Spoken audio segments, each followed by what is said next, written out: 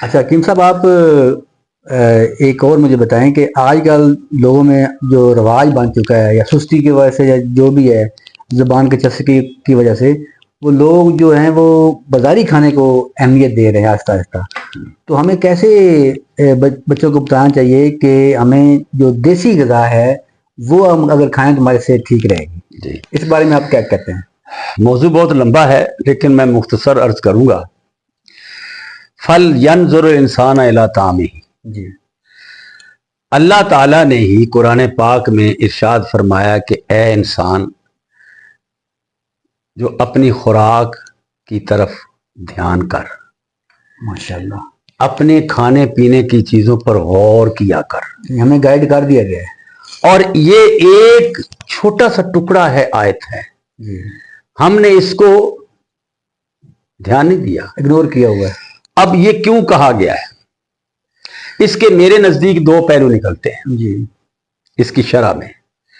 ایک تو پہلو ہے ہمارے کھانے پینے کی چیزوں پہ غور کرنے کا حکم، جی اور پھر اس میں دو پہلو ہیں، ایک ہے حرام و حلال، جی جائز و ناجائز، کرپشن کا پیسہ ہے، لوٹ مار کا پیسہ ہے، جبرن پیسہ کمایا گیا ہے، یا حلال کی کمائی ہے اور اس پہ آپ نے جو کھانا پینا ہے فزیکلی آپ کو بتایا گیا ہے. یہ دو پہلو ہیں.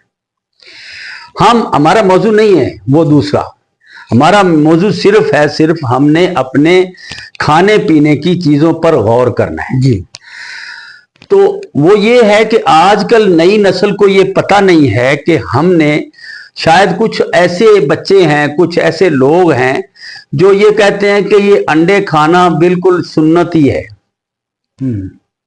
انڈے کے بغیر یا بریڈ کے بغیر یا میدے کی جو چیزیں بنی ہوئی ہیں، بیکری جو آئٹمز ہیں، ان کے علاوہ ہمیں کوئی ناشتہ جو ہے وہ ہضم نہیں ہوتا. اور برائلر مرغی، جی اور یہ ڈبے کا دودھ، اور یہ بازار کی بنی ہوئی چٹخارے دار چیزیں، یہ شوارمے، یہ برگر، اور یہ نہ جانے کیا کیا اب آئٹمز نکل آئی ہیں، مجھے نہیں پتا.